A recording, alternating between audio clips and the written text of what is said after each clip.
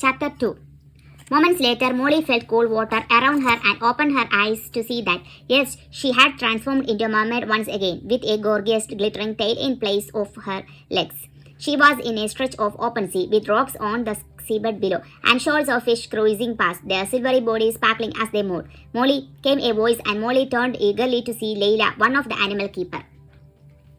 Mermaids waving as she swam towards her. Layla had beautiful coffee-colored skin and long curly black hair, which was pulled back into a ponytail with a pink hairband that matched her tail. She wore a bright orange halter neck top.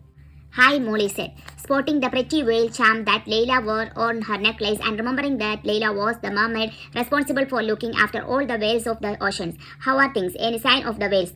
"Not yet, no," Layla said, "although I have got a strong sense that they might be somewhere near here. I met a couple of porpoises just now who looked really spooked. They said they could hear music when they saw past an old deserted shipwreck, but they couldn't see where the sound was coming from."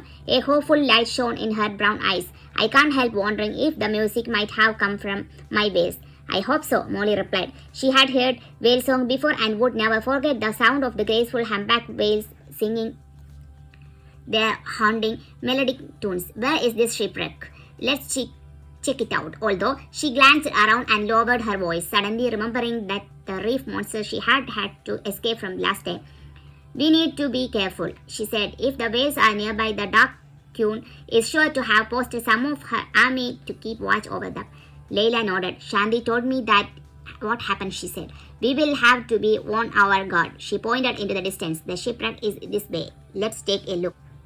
They swam together for a few minutes.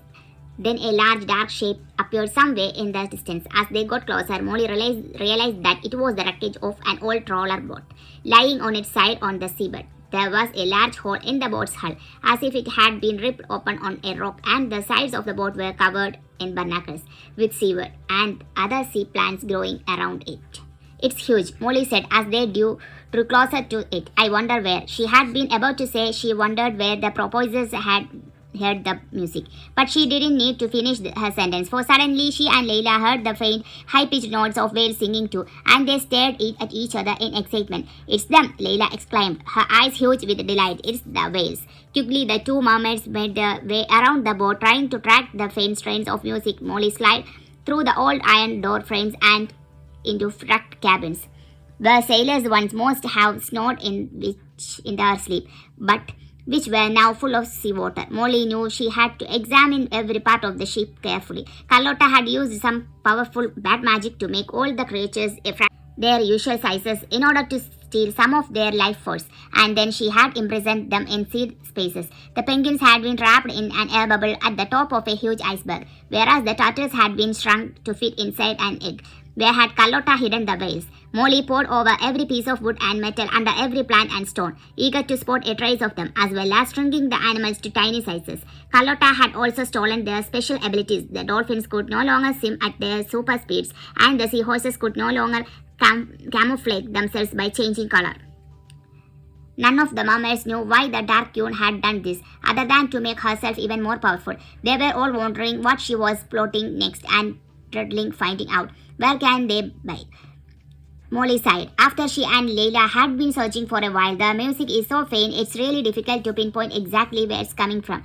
"Maybe they are not even in the boat," Layla replied, looking baffled. "We have scoured every centimeter of it now and haven't seen so much as a tail. Maybe we should look in a slightly wider circle around." "Good idea," Molly agreed, and began to swim slowly around the base of the huge boat, looking out for anything unusual that might contain the missing whales. Then, as she neared a cluster of grey rocks, she noticed that the singing had become a little louder, and she dived impulsively towards the rock for a closer look. The singing was definitely louder there, and it made Molly's skin prickle with excitement. She was near the whales now. She felt absolutely sure of it. Were they trapped in a rocky crevice? Or, she murmured, spotting an old wicker lobster trap half hidden amid the boulders. She put it up and opened the lid to see what that. Yes, there were thousands of microscopic whales the size of small tadpoles inside it, but they were sealed beneath a glassy layer that she couldn't immediately break. "Layla," Molly hissed delightedly, "I have found them." Layla surged through the water towards her at once. "Oh, brilliant," she cheered. "That's wonderful news, Molly." But Molly didn't hear what Layla said, because at that very moment a group of terrifying-looking monsters rose up out of the seabed behind the dark-haired mermaid. They were tall and menacing, and seemed to be made of thick brown mud, with pale yellow eyes shining from their muddy heads and sharp wolfish teeth gnashing together as they moved. Layla, watch out! Molly shouted, her heart thumping. This was just what she had been dreading. Layla gave a shout of fear and then began swimming away from the mud monsters as fast as she could. But before she could get very far, one of the monsters snatched up a huge old trawler net that was dangling from the boat and tossed it out through the water. Quick! Screamed Molly helplessly, but the net fell over Layla, trapping her inside. Layla clawed desperately at the mesh surrounding her, but couldn't make a single tear in the netting. Help! She yelled. Help me! Throwing back their muddy heads and laughing victoriously, the monster hauled up Layla's thrashing body and dragged her away. Stop! Come back! Molly shouted, shocked at how quickly everything was held. What were they going to do to Layla? And what could Molly, to do it to stop them? Before she could think of a rescue plan, she glimpsed a movement behind her, and then gasped as she saw another group of monsters appearing silently from the seabed, their eyes shining with the same sinister light as the first ones. She gave a cry of fright as they began heading straight for her, arms outstretched, teeth snapping together. They want to get me as well, she said to herself under her breath, the words coming out as a frightened sob. She looked from left to right, trying to think what to do. Should she go after Layla and try to find off the mud monsters? And what was she going to do about the whales? That is the end of chapter 2.